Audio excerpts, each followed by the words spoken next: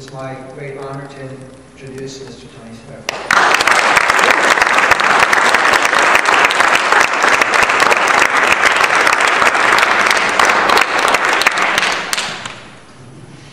I do one thing well, or good, and that's jury trials. And it's only because I've been doing them between 45 and 50 years.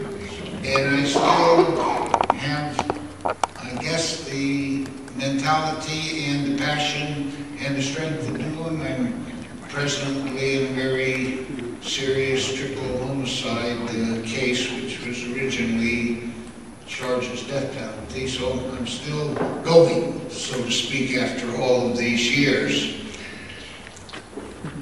I say that because I don't think I've ever talked in a church before. I think this is a church. No, at a very young, immature, less than idealistic age, I became a naive atheist. So I'm a bit intimidated ultimately by the presence, let's just say, of church emblems. But I'm here just to talk very succinctly, I think, on two subject matters. One is what gave rise to my ultimate position on non-payment of taxes and the continuity of that idea or that ideology.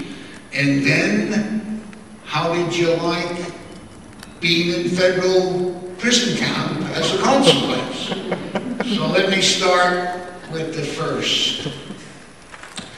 I think, like a lot of us, because I see a lot of gray hair in this atmosphere, I started mid-60s, young lawyer, Stanford philosophy major, UC Berkeley for law school, coming out, again, simplistic and innocent, concerned with social, political, economic issues, which were amplified in all directions in that era, and became quickly disenchanted. My first entry into what we'll call the political, the social, and economic, milieus as an attorney confronting them gave rise ultimately to a whole system of disbeliefs, disenchantments, rejections, nothing positive, everything really very kind of nihilistic. So in that era, I became a non-believer, not a believer, not a seeker of utopia, not a seeker of redress, really just one angry, frustrated voice inside and outside the court. I've always believed and adopted that metaphor that lawyer, or at least me as lawyer, should be a semantic fist in the face of establishment. So I didn't come to deny taxation from what I'll call philosophic, certainly not from constitutional underpinnings. It was just more or less a naive statement of frustration. I didn't believe in capitalism. I rejected capitalism. I didn't believe in banks. I didn't believe in Wall Street. I didn't believe in corporations. I ultimately didn't believe in a form of democracy that was permeated by the influence of capitalism and corporations and special interest groups and lobbyists. So it was rather sad. It wasn't anything, you know, exciting. It was rather sad as you lose all the precepts that you're early indoctrinated with in this country, just a regular person. It started, I think, with Joan Baez. This was in the 60s, and we believed that the Vietnamese War could end if 10% of the population boycotted the income tax. And so I joined readily and heartily in that movement. Then later I found that Joan Baez had, money in the bank, and therefore, with one hand she protested, the other hand she submitted. I had an early stage, I don't know what, I became kind of de facto Marxist, so I didn't believe in acquiring any profit or manifestation of wealth, so there was nothing for them to get. I think I went about 15 or 17 years not filing, and then I know I was indicted, I was prosecuted, but it's a misdemeanor, and if it's a protest, if it's part of an ideology, the bar doesn't strip you of your license. So I was prosecuted, and they could only go back 5 years, as I understand. I'm not certainly an expert. I'm kind of I suspend reality when it comes to IRS. So I early went to camp in Lompoc and, walked the walk around the circle and talked with the prisoners and found out that I liked federal prison camp. I became aberrant in that respect. Because it's like locking a doctor who likes to practice medicine, who still has his license, so to speak, locking that person in the hospital.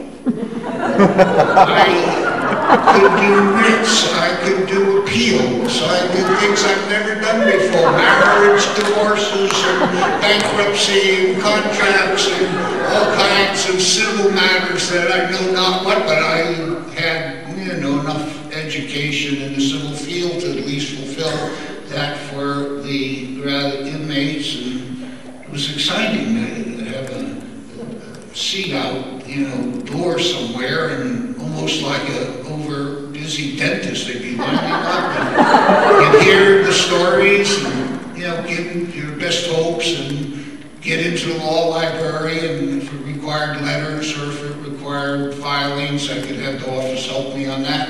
So I didn't come to fear or have any, antipathy toward being incarcerated. It was for me a positive experience because I could continue to practice, and I found the inmates to be, in terms of interpersonal, relationship stories, they were fascinating, they were exciting, they were anti-establishment, they, were cutting edge, they had dared to be independent-minded, and everything, on the outside that I encountered sometimes was materialistic and bourgeois. Although many are in for obviously crimes of greed, there are many who aren't there and don't deserve to be there, and there's great intelligence and creativity in the prison system, and so it was something that ultimately I look forward to. So every decade I got prosecuted. I'm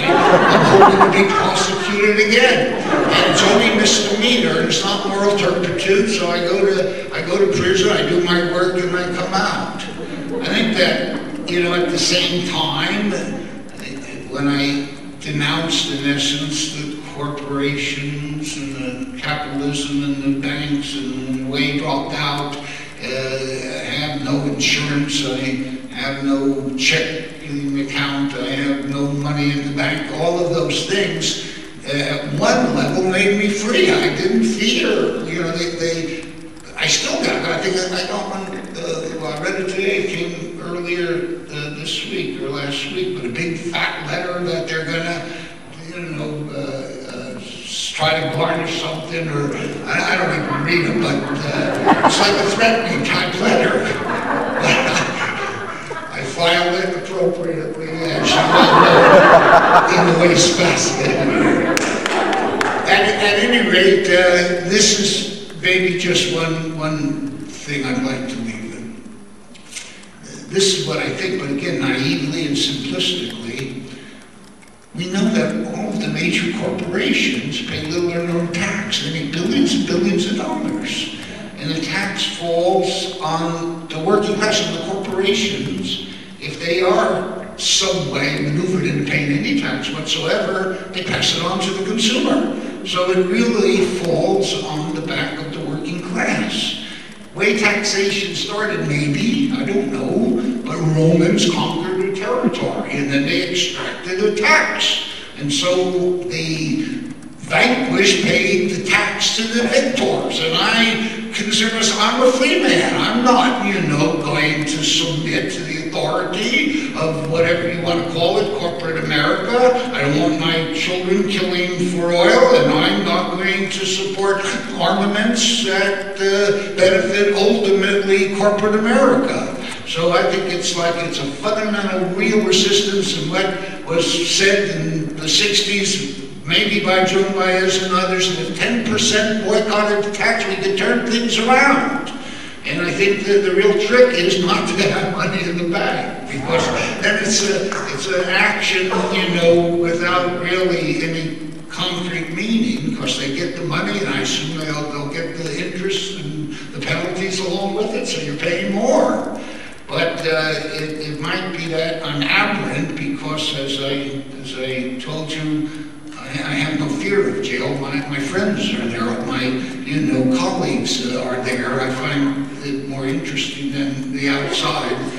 But this is the people I really respect, and they're the ones that denounce taxation on an ideological basis, not merely by instinct.